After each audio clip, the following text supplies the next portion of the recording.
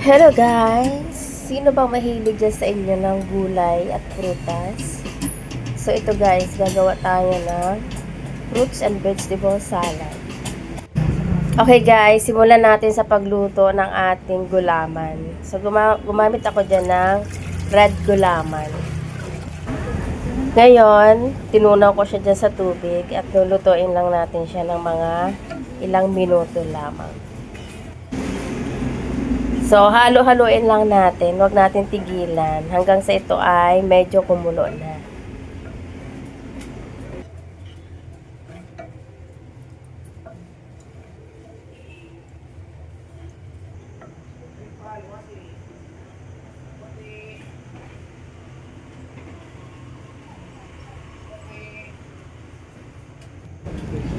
Sa puntong ito guys, pwede na natin itong hanguin kasi kumukulo na siya.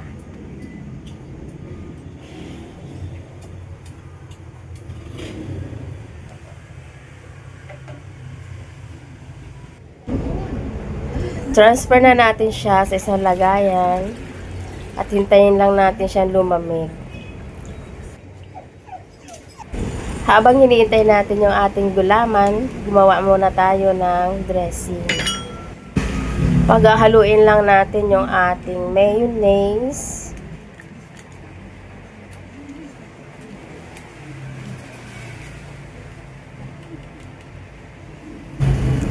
Ketchup. So, depende guys kung gaano karami yung iyong gulay. So, kayo na lang magtansya-tansya.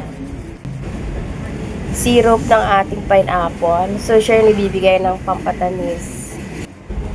Kaunting salt at black pepper. I-mix lang natin ng mabuti hanggang sa maging ganito na ang kanyang texture.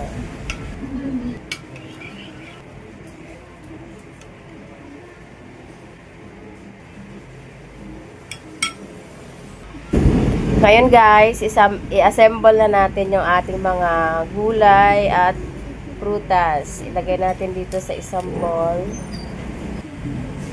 Mag-slice na tayo ng lettuce. Masarap ang salad pag merong lettuce. So, depende na kung gaano karami yung gusto nyo ilagay. Then, itong ating pipino. Balatan ko lang to ng mga portion lang. And then, slice natin ng maninipis.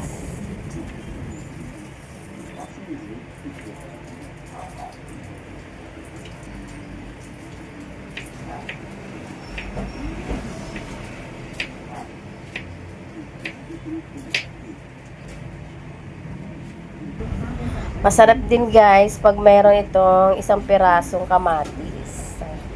Ganon din, slice natin na maliliit.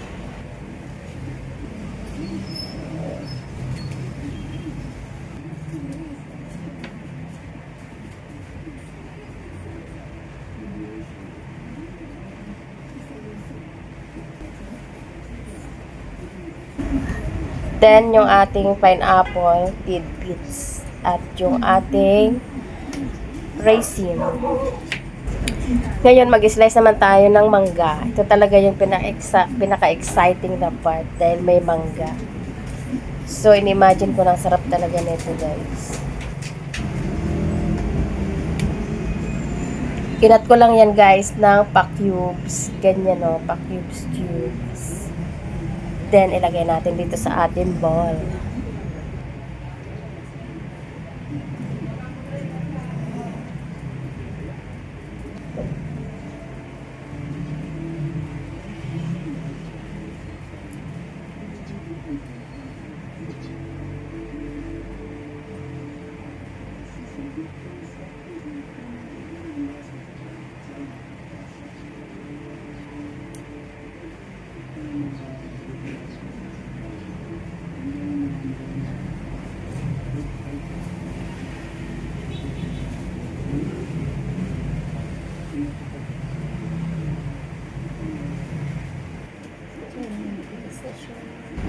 Natapos na natin yung ating gulay at prutas. Ready na rin itong ating gulaman. So, kinat ko din ito ng pa-cubes. maliliit lang din na pa-cubes. So, ganyan lang. So, kung gagawa kayo nito, sundan nyo na lang yung ating procedure.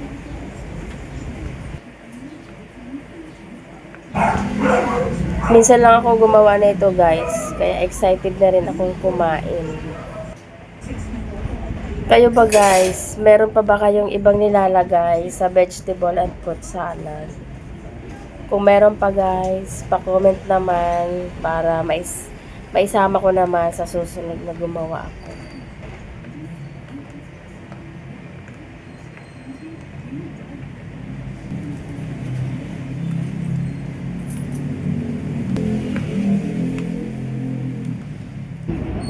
Tapos na natin na slice yung ating gelatin. So, isama na natin to doon sa ating gulay at prutas. Napakakulay ng ating salad. Kulay pa lang, guys, nakakatakam na. Ang sarap-sarap tignan. So, ilalagay na natin yung ating dressing. So, ito talaga yung starring ng ating fruits and vegetable salad. I-mix lang natin ng mabuti ito para ma-absorb ng ating mga gulay at prutas.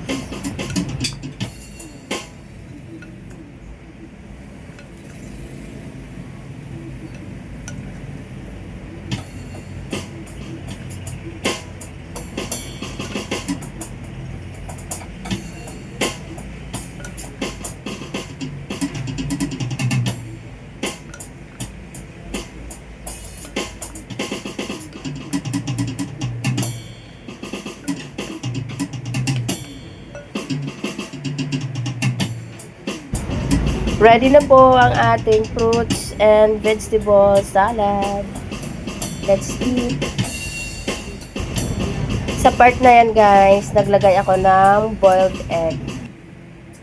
Sinusubukan ko nga kumain dito gamit itong chopstick. So, ewan ko ba, hindi ko makuha-kuha ang gelatin. Nag-struggle talaga ako sa pagguha ng gelatin. So, hindi talaga ako marunong gumamit ng chopstick. So, ayan na. Kain na ako. Ayaw magpakuha. Hanggang dyan na lang muna ang ating for today's video, mga my guys. So, kain na tayo at maraming salamat sa panonood. See you again. Guys, kung umabot kayo sa part na to, paki-like, share, and subscribe naman. Thank you so much.